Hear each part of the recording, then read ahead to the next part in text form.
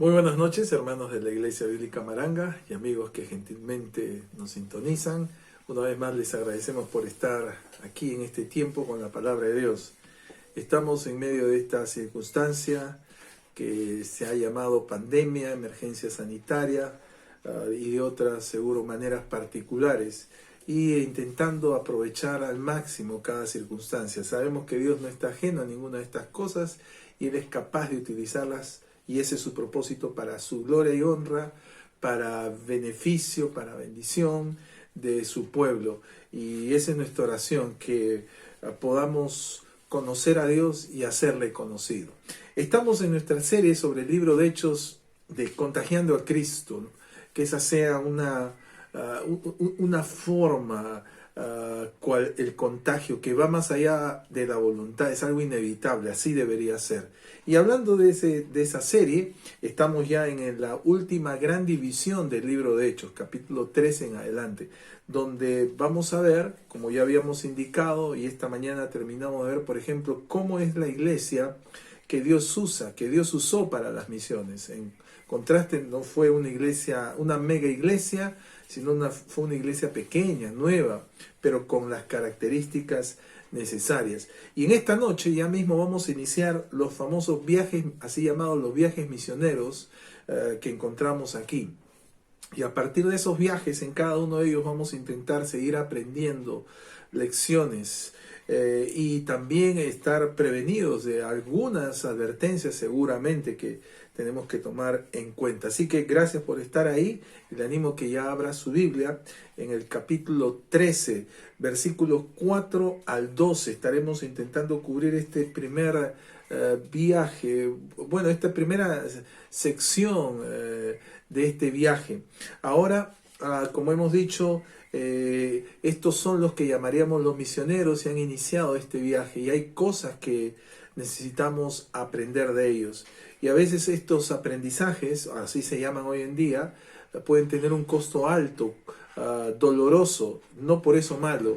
Y a veces esas son las lecciones más efectivas.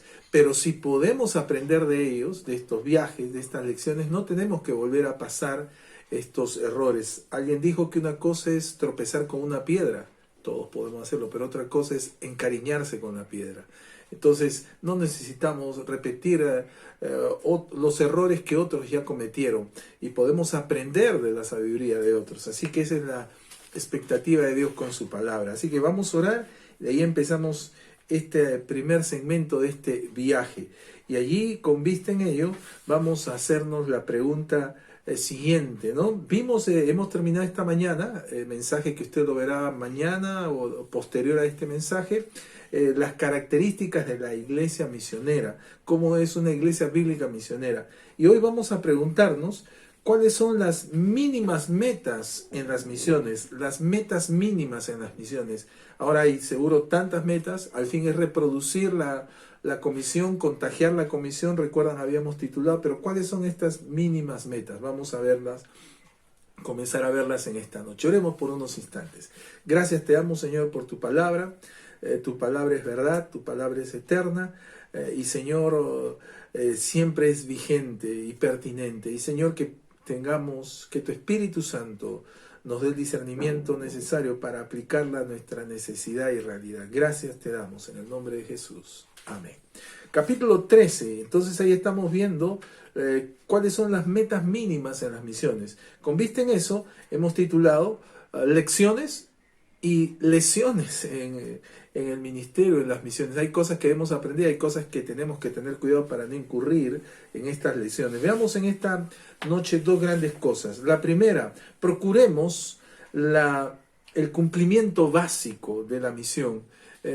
Necesitamos siempre establecer ese cumplimiento básico. Aquí ya vamos, en este gran pasaje, gran párrafo, encontramos aquí unas metas mínimas que tienen que ver con el cumplimiento básico misionero. Primero, ¿qué implica este cumplimiento básico? El cumplimiento del envío. Dice allí el versículo 4, ellos entonces, enviados por el Espíritu Santo. ¿Recuerdan quiénes eran estos ellos? Esta mañana vimos que Dios se encargó de llamar a Bernabé y Saulo. Si usted notó, recuerda, fue el primero y el último. No eran neófitos, no eran nuevos, y estos fueron los enviados. y vimos que estos fueron reconocidos por los que ya estaban en el ministerio. Principio, ¿quiénes establecen a los nuevos en el ministerio? Los ya establecidos. Así que estos, Bernabé y Saulo, entonces dice el versículo 4, enviados por el Espíritu Santo. Pero aquí viene una pregunta, entonces, ¿fueron enviados por el Espíritu Santo? ¿Fueron enviados por la iglesia? ¿Fueron enviados por estos líderes? ¿Cómo es? Obviamente no hay contradicción. Ninguna excluye a la otra. Y entendemos que estos, los que llamamos misioneros, son enviados por el Espíritu Santo, obviamente a través de los encargados que los han enviado y evaluado y establecido, que los han evaluado y establecido en el seno de la iglesia local. Que vemos que el Espíritu Santo, como no específicamente es el encargado de convocar, dice el versículo 2, a la hora que los he llamado, es quien Él los llama. A veces nosotros decimos la iglesia llama, no, Dios es el Espíritu, Dios Espíritu Santo es quien los llama, quien los convoca y los comisiona. Por eso aquí vemos, fueron enviados por el Espíritu Santo. Y si bien esto es algo obvio, seguramente necesitamos tenerlo pendiente, presente, porque en los momentos de crisis, de conflicto, uno debe recordar eso. Eso es lo que nos va a sostener en esos momentos. ¿Quién nos envió? Si nos enviaron al fin hombres, obviamente tarde o temprano eso va a pasar a causar dudas, conflictos, pero si nos envió Dios, eso nos va a sostener. Entonces, debemos procurar el cumplimiento del envío. Primera cuestión, ¿recuerdan? Procuremos el cumplimiento básico. Segundo cumplimiento, el cumplimiento de una estrategia, de la estrategia. Versículo 5 dice allí, enviados por el Espíritu Santo, anunciaban la palabra de Dios en las sinagogas de los judíos. Y aquí está, ¿cuál es la estrategia? ¿Cuál es la estrategia?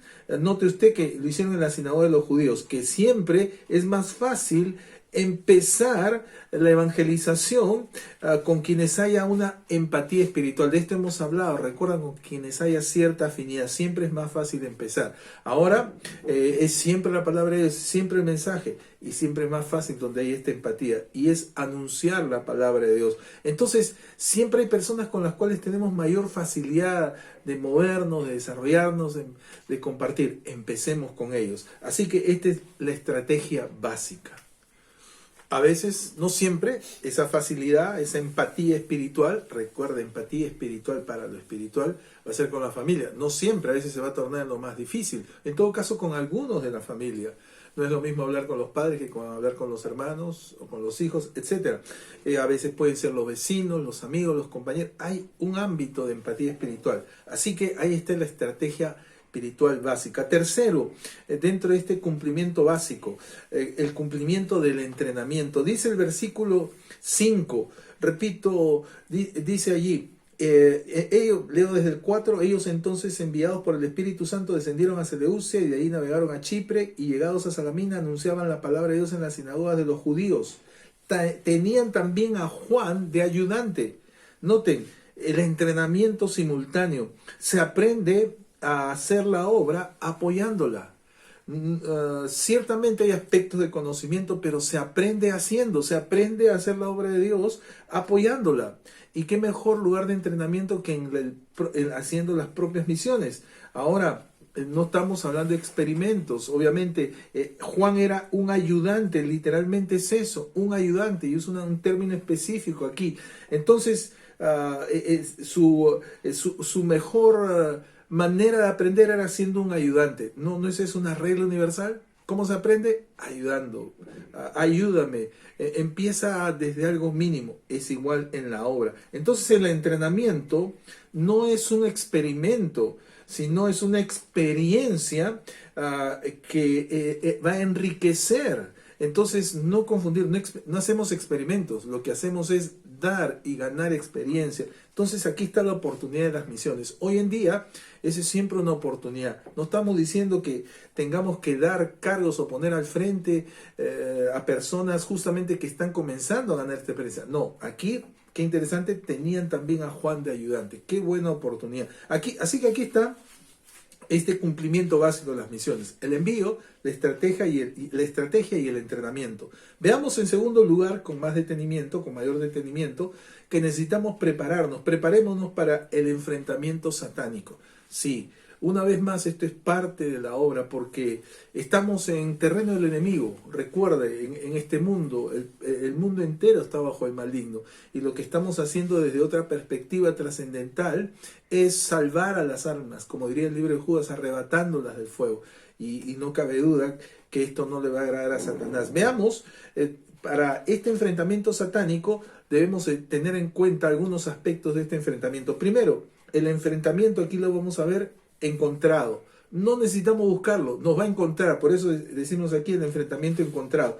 Versículo 6 dice, y habiendo atravesado toda la isla, hasta Pafos, hallaron a cierto mago, falso profeta judío llamado Barjesús. Note que aquí están estos fieles predicadores, van a encontrar, cruzando aquí la isla, con falsos profetas.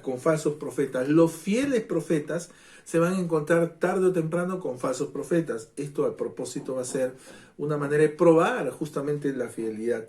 Y le voy diciendo un principio, el discernimiento no está solamente en distinguir entre lo correcto y lo incorrecto, sino entre aquello que es entre lo correcto y lo casi correcto, entre lo que es verdad y lo casi verdad. Así que aquí está poniéndose a prueba a estos fieles profetas. Y aquí nos habla de este mago, cual brujo, cual engañador, eran de un trasfondo oriental, esotérico, falso profeta, judío, llamado Barjesús. Así que hasta el nombre era engañoso, Barjesús, hijo de Jesús. Así que aquí lo vamos a encontrar tarde o temprano. Como diría otro famoso predicador, si usted no se ha encontrado con el diablo a estas alturas, es porque usted está caminando en la misma dirección de él. Es parte de la obra. El enemigo de nuestras almas, el enemigo de Dios, él va a estar ahí. Y así que se lo han encontrado. Aquí está este mago, falso profeta, judío llamado Barjesús. Segundo, el enfrentamiento enfocado. ¿En qué se va a enfocar este enfrentamiento? Noten que aquí este mago estaba con el procónsul Sergio Paulo. ¿Qué es un procónsul? Este es un nombre que en la escritura se traduce así. Un procónsul sería el equivalente cual un diputado, más o menos, un representante, un gobernante, el representante de una región. En nuestra estructura, en algunas estructuras, algunos países son diputados, a veces se pueden llamar senadores, diputados de una determinada provincia, departamento, región. Ese era el equivalente. Esta era una persona de importancia. El plan perverso de Satanás se enfoca en personas con posiciones de poder que procuran, como vamos a ver, la prédica de la palabra de Dios. Dice aquí, versículo 7, y este procónsul Sergio Paulo, varón prudente, esto es inteligente, llamando a Bernabé y Saulo, miren el interés, deseaba oír la palabra de Dios. Cuando dice deseaba es una palabra muy fuerte, buscaba, demandaba oír la palabra de Dios. Y esto nos recuerda que la necesidad espiritual es propia de todos. A veces pensamos, tenemos ciertos íconos, que tales personas sí son más dispuestas que otras. Todos, ¿en qué nos parecemos? Somos seres humanos. Y a propósito, las necesidades, las crisis, la enfermedad va a poner a prueba eso. Así que este hombre de importancia, el falso profeta estaba con este hombre, que en contraste este hombre más bien quería escuchar la palabra de Dios. ¿En qué se va a enfocar Satanás? También tiene su estrategia en personas de importancia. La misma escritura nos recuerda que el mundo como sistema entero, el mundo entero está bajo el maligno, que él está detrás de los poderes, de los gobiernos, literalmente están las fuerzas demoníacas. Así que necesitamos tener presente esto y entender que no son meramente cuestiones superficiales. Estamos lidiando en un campo espiritual. Así que aquí está el enfrentamiento enfocado. Un tercer y penúltimo aspecto. Estamos hablando del enfrentamiento. Veamos cómo se especifica el enfrentamiento especificado. Aquí está este mago, este falso profeta llamado Barjesús, que estaba con el procónsul Sergio Paulo. Y dice el versículo 8, dice así, pero les resistía Elimas, el mago, pues así se traduce su nombre, procurando apartar de la fe al procónsul. Esta es la obra específica de Satanás. Dice aquí que este falso profeta les resistía. Esta palabra resistía literalmente se oponía. Así que aquí encontramos a través de este tristemente célebre personaje el propósito satánico. Ahora, estamos hablando de mago, cual brujo, este falso profeta. No es un endemoniado o algo por el estilo, no. Estamos hablando de una persona que imagínense, estaba con este hombre, el procónsul, y para que esté de alguna manera, por lo menos aparentaba, o el procónsul no le tenía en tan mala consideración. Recuerde que los mensajeros de Satanás son así. Dice la Biblia en 2 Corintios que se disfraza el mismo Satanás como ángel de luz y sus ministros igual. Así que aquí mire cómo desplegaba este engaño, pero aquí ya comenzamos a ver su propósito. ¿Cómo lo sabemos? Porque la palabra de Dios, el Dios Espíritu Santo nos permite ver eso. ¿Qué hacía? Les resistía, se oponía a este mago. ¿Qué era el propósito final? ¿Cuál era la actitud? Procurando apartar de la fe al procónsul. Esta palabra apartar, literalmente en el versículo 10 se va a traducir como trastornar, literalmente pervertir. Esto es lo que procuraba hacer. Así que aquí está claramente ilustrado que un fiel profeta, ¿qué hace un fiel profeta de Dios? Un fiel profeta ayuda a la fe. Él hace que la persona se acerque, todo lo que está bajo sus medios para ayudar en la fe. En cambio, el falso profeta aparta de la fe. Ahora, por favor, repite, estamos hablando de una persona. Aquí podríamos autoevaluarnos nosotros mismos. Hoy hay tal profusión de tantísimas personas, cuanto más ahora con la inevitable necesidad y uso de las redes, internet.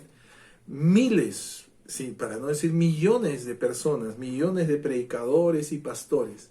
El tema es cómo podemos saber, porque yo no estoy hablando del que sí conocemos, del que le animo. Usted tiene que decidir escoger a quién va a permitir que le ayude, quién va a ser su pastor, quién va a ser su maestro. No me refiero a él, porque obviamente usted tiene que conocerle. Y cuando digo conocerle, no me refiero a empezar por los medios de internet. No puede ser así. Hoy para algunos va a ser así, van a empezar por las circunstancias, lamentablemente, pero me refiero descontando eso, de aquel que ya usted ha decidido su pastor y que le conoce, aquellos que no, y que de repente por aprovechar el tiempo, por aprovechar oportunidades, usted escucha. La pregunta es, no me diga el nombre, no me diga todo lo que en apariencia es, dígame, ¿esto le está apartando? ¿Le está acercando a la fe? Porque es clarito, muy claro, el propósito de Satanás, que es oponerse, procurando apartar de la fe al procónsul. Es por eso que la Biblia habla del término sana doctrina. Hoy todo el mundo, qué bueno que todo el mundo, todos los pastores, hablemos de la sana doctrina. Pero como dice Tito, tiene que ser conforme a la sana doctrina. No solo es decirla, mencionarla y por arte de magia así va a ser, sino que sea sana. A propósito, hoy más que nunca entendemos el concepto de sano, de sanidad. Estamos en una emergencia sanitaria.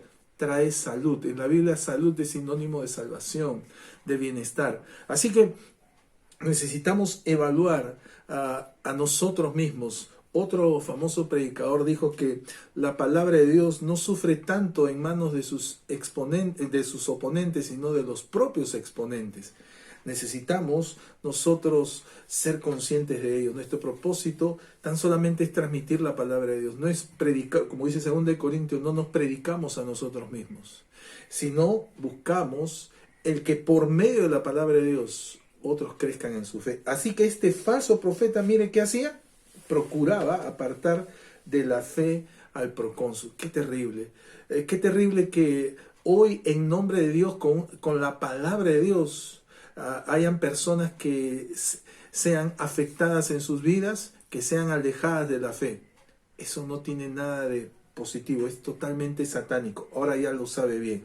No estamos hablando de endemoniados, repito, no, esa es otra historia, sencillamente de personas.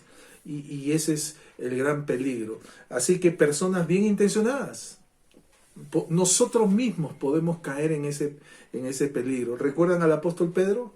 Un día, como buen amigo de Jesús anunciando lo que iba a padecer, y Pedro dice, Señor, ten compasión de ti, como lo hubiéramos hecho cualquiera de nosotros, seguro. ¿Y qué dijo Jesús? Apártate de mí, Satanás. Y el mismo Pedro acaba de hacer la declaración más tremenda, tú eres el Cristo. Sin embargo, Pedro, sin ser consciente, lo que él estaba diciendo expresaba el más claro ataque cualitativo de Satanás. Así que el tema es si nuestra vida, nuestro mensaje, nuestra enseñanza, nuestro ministerio está sirviendo para acercar a la fe o para apartar de la fe.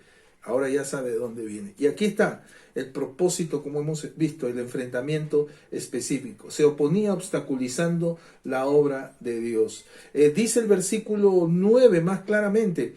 Ahora, entonces, Saulo, que también es Pablo, lleno del Espíritu Santo, fijando los ojos en él, dijo, note, aquí está otra vez el diagnóstico, el perfil, lleno de todo engaño.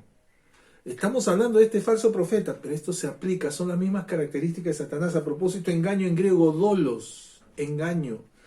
Lleno de todo engaño y de toda maldad. Hijo del diablo, es un hebraísmo, hijo de, que tiene todas las características que reproduce. Enemigo de toda justicia, ¿le queda alguna duda? Así que este hombre, por muy bien intencionado, no era ningún poseso ni nada por el estilo. Repito, otro día hablaremos de eso. Sin embargo, él encarnaba, estaba actuando como el hijo del diablo, como un enviado satánico, enemigo de toda justicia. Y concluye Pablo diciendo, no cesará de trastornar los caminos rectos del Señor. Y aquí apareció trastornar. Recuerden lo que habíamos visto, apartar, es la misma palabra. Ese es el propósito. Satanás va a tratar siempre trastornar, de apartar los caminos del Señor.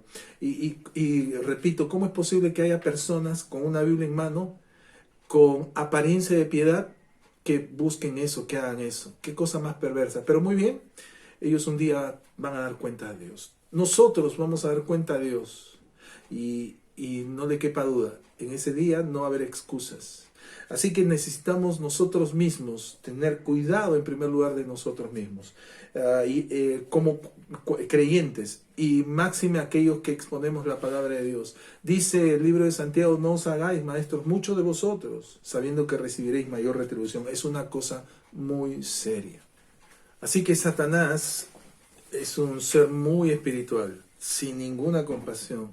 Y su propósito es, como estamos viendo aquí, trastornar los caminos rectos del Señor. Él no va a tener compasión de ningún tipo y Él no va a escatimar. Y va a estar ahí, en medio de lo que llamamos la obra. Y se va a presentar a través de sus también obreros y siervos. Así que necesitamos estar advertidos de esto, de este enfrentamiento satánico. Entonces estamos viendo que este enfrentamiento va a ser encontrado, enfocado y especificado. Y con ello en mente debemos estar advertidos. Una última cosa sobre este enfrentamiento. El enfrentamiento va a ser eliminado, gracias al Señor. Esta es una pelea, una batalla que la victoria no depende de nosotros. Esa es la mala noticia. La mala noticia es que Satanás es más poderoso que nosotros. Sí, yo entiendo, hay algunos creyentes bien intencionados y como no tuvieran la razón, que anden diciendo que somos más poderosos que Satanás. Es una falacia. Si fuera así, no hubiera tantos creyentes derrotados, caídos, etc. En tanto humanos, y aún siendo creyentes, es más poderoso que nosotros. ¿Qué? Por favor, antes de que me tire piedras. La Biblia nos dice que el único que ha podido vencer, que vence, es Jesucristo, en todo caso nuestra fe. Y como decía una canción antigua, un coro antiguo de mi infancia, si el diablo llama a tu corazón y te dice déjame entrar, dile no, Cristo vive en mí. Así que en tanto Cristo enfrente a Satanás, él siempre será vencedor. Pero el problema no es el cristiano, nota la falacia. Así que cuando yo quiero enfrentar a Satanás, voy camino a una derrota.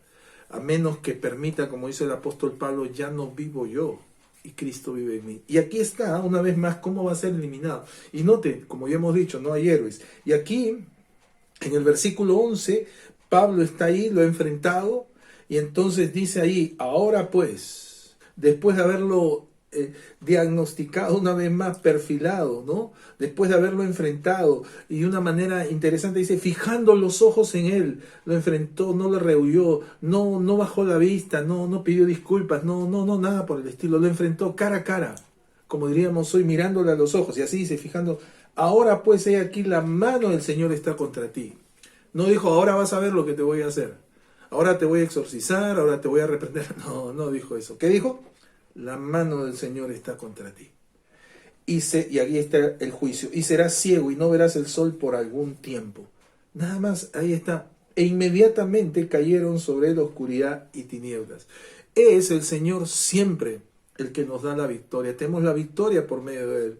Él es el que le ha vencido y sigue siendo vencedor, victorioso. Y nosotros sencillamente tenemos que proclamar y recordar su victoria. Y recordar que si el diablo llama o lo encontramos, ya no en nuestro corazón, pero si lo encontramos por ahí, ir en el nombre del Señor, permitir que el Señor sea que le enfrente, la mano del Señor está contra él. Y mire qué paradójico, ¿no? Estos fieles predicadores, fieles profetas, anunciando el mensaje de luz, la luz, y aquí el juicio de Dios. Así que, así como la luz es un beneficio, la oscuridad y las tinieblas, en este caso, lo contrario, es un juicio. Así que ese mismo Dios, esa misma palabra, ese mismo Dios que trae beneficio, es el mismo Dios que puede traer su juicio. Eso es la seriedad de esto. Pero es Dios quien va a encargarse de eliminar. Nosotros no. Nosotros podemos, cómo no, invocar a Él, pedir a Él, suplicar a Él. Pero es el Señor quien va a hacerlo. ¿Recuerda usted esa escena en el libro de Judas donde estaba contendiendo por el cuerpo de Moisés y este ángel no se atrevió a proferir juicio? ¿Por qué? Porque reconocía que el juicio, aún el juicio, le pertenece al Señor. El Señor te reprenda. Así que no somos quienes para ir reprendiendo, amenazando, peleándonos, teniendo batallas cuerpo a cuerpo con demonios o algo por el estilo. No, no es así. Es la mano del Señor que está allí. Y así que aquí se mostró el juicio contra él. Y mire cómo termina este pasaje en este lugar. Dice el versículo 12, entonces el procónsul, recuerda, esta persona importante que era en quien se había enfocado y que quería oír la palabra de Dios, viendo lo que había sucedido, creyó, maravillado de la doctrina del Señor. Una vez más, en la gracia del Señor, la providencia, Él se encargó, y eso nos anima, que a todo aquel que tiene esa decisión, ese deseo, Dios va a proveer estos medios. Y Él, ya que, recuerdan, deseaba, ansiaba, procuraba, recuerdan, era un fuerte deseo, demandaba oír la palabra, y se opuso a eso, aquí va a aparecer. Y dice, viendo lo que había sucedido, ¿notó?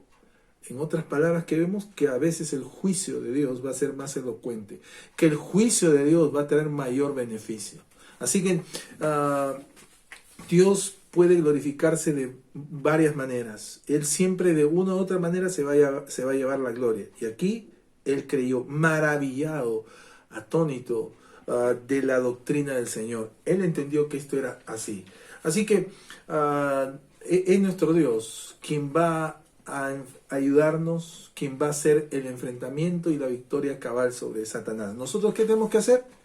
Cumplir en ser fieles profetas del Señor, en anunciar, como iglesia cumplir, procurar el cumplimiento básico, y como parte del entrenamiento prepararnos para este enfrentamiento satánico. Hoy no cabe duda que el enfrentamiento satánico se da en un nivel propio de él. Otro día vamos a hablar, pero permítame mencionar, él es el príncipe de la potestad del aire. Y ahí es donde se dan las transmisiones, por ejemplo, ¿no es cierto? El ámbito de las telecomunicaciones. No cabe duda que tenemos que orar.